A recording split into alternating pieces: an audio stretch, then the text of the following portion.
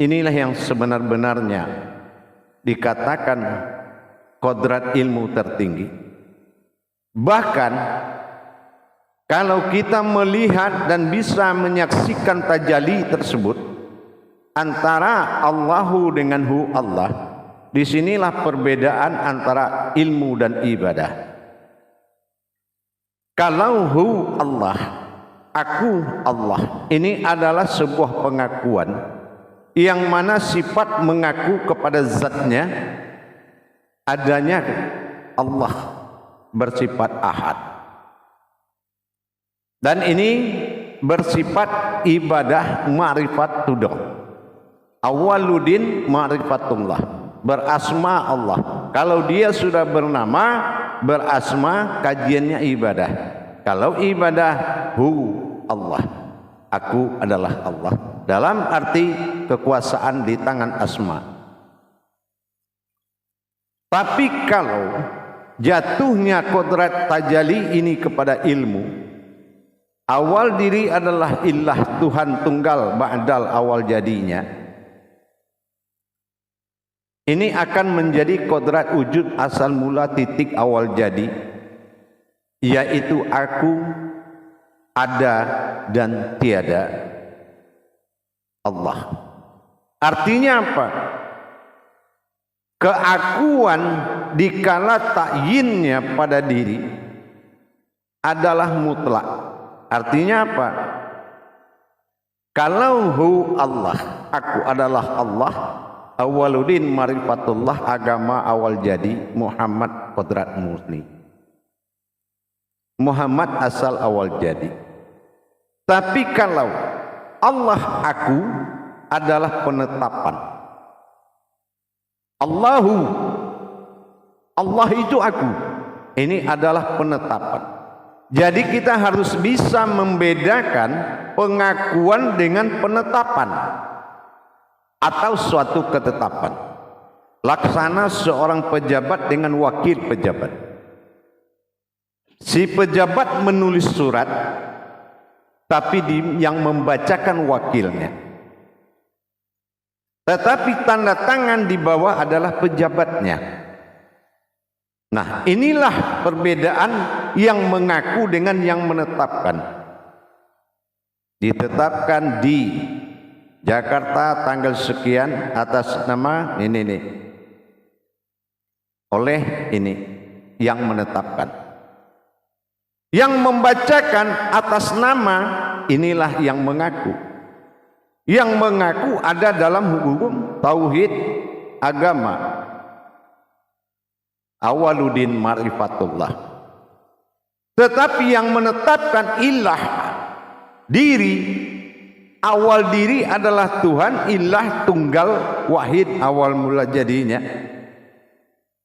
Ini adalah penetapan. Dikatakan sebuah napas dalam kajian hu Allah, kenapa diserahkan kepada napas?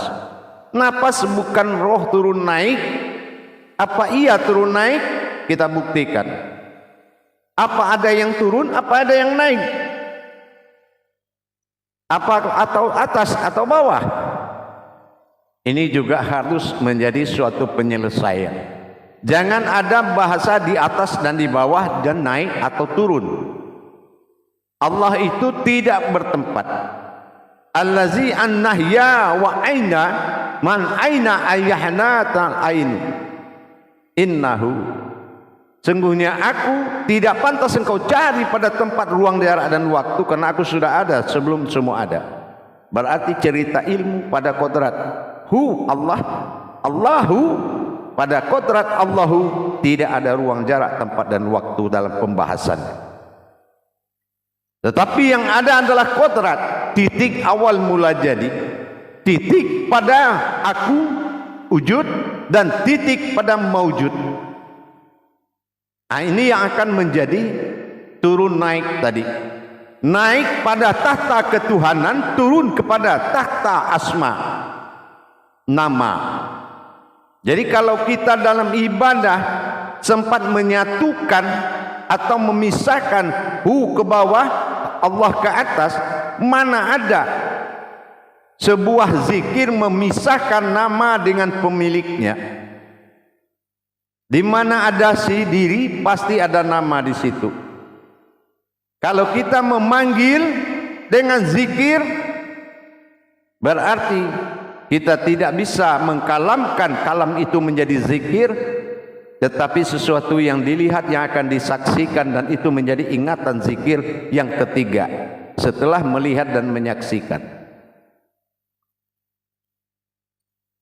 Bagaimana mungkin kita memanggil seseorang dengan nama sementara kita melirik ke kiri atau ke kanan, tidak melihat ke yang punya nama? Tidak mungkin terpisah antara dirinya dengan namanya. Mana ada zikir hu Allah, tetapi penyaksian terhadap penglihatan yang akan kita saksikan, itu baru bisa terjadi zikir. Melihat, menyaksikan yang melihat. Tetapi di dalam pernyataan aku Allah adalah suatu pengakuan. Tapi kalau Allahu adalah ketetapan, Allah itu aku, itu ketetapan. Di mana ketetapan itu berlakunya? Ingat, ibarat kita menjalankan sebuah sakaratul maut, apakah kita mengikuti keakuan atau aku atau dirinya atau namanya? Ini kalau di ilmu, kodrat ilmu, dia harus nyata adanya. Maka terbalik zikir ibadah dengan zikir ilmu. Terbalik dalam pandangan batin. Terbalik dalam pandangan batin. Kalau kita beribadah ke dalam, Allah menguasai segala wujud diri, sehingga kita luput dalam kodrat Allah semata. La maujudun illallah.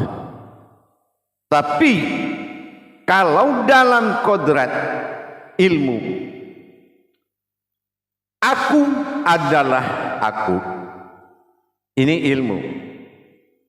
Arti ilmu, awal diri adalah Tuhan, ilah, wahid tunggal pada awalnya. Yang kembali siapa? Innalillahi. Alif kembali kepada alif. Jadi kalau kita mengalami ibadah terakhir, yaitu kembali kepadanya, siapa yang kembali? Hanya alif kepada alif.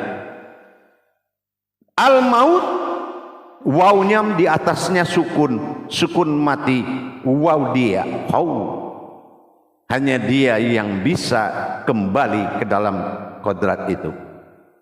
Al-maut berarti peran penting di dalam sakaratul maut seseorang.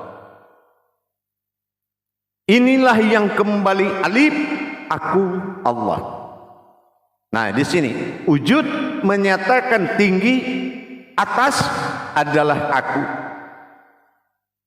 Turun wujud titik adalah Allah. Inilah titik asma, titik husna. Jadi kalau kita melaksanakan zikir kembali kepada ketunggalannya, menuju wujud asal mula dia jadi, maka di saat menarik napas, ditarik adalah aku. Naik aku, turun asma. Di saat kita melepaskan napas, turun asma, tinggal aku kembali kepada diriku. Inilah pentingnya zikirhu Allah dalam ibadah sahadiyah. Dan ibadah sahadah, Allahu, aku Allah, kembali kepada wujudnya semula. Ini sangat penting. Perjalanan ini dicatat oleh rohani laksana kain putih yang tanpa noda, laksana kertas putih belum ditulis. Tapi yang ada di situ hanya ada aku. Kalau kita di tempat kodrat ilmu, pemasangan kodrat ini, Allah dalam ibadah, Allahu dalam ilmu, ini adalah kajian usulnya diri adalah Tuhan. Mengaji diri sama mengaji Tuhan. Berarti kembali naik setelah ditarik tinggal sukun kosong, asma lebur di dalam sukun, maka maujud aku semata. Inilah aku. Inna lillahi inna ilaihi. Aku kembali kepada Tuhan, menjadi Tuhan. Ini alif kembali kepada alif. Ini adalah kodrat ilmu tertinggi yang sangat menjadi penentu di sakaratul maut seseorang dalam perjalanan rohani, bukan masalah amal baik, amal buruk.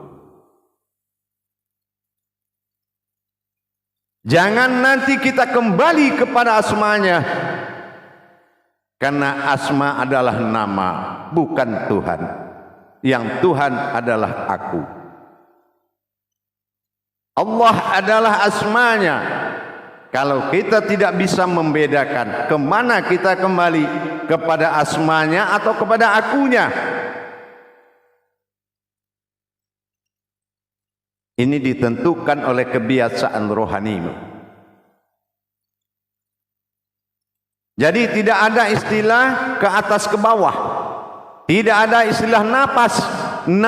Naf itu adalah diri, asy itu adalah sesungguhnya. Jadi diri batin yang sesungguhnya itu nafas. Jadi diri batin inilah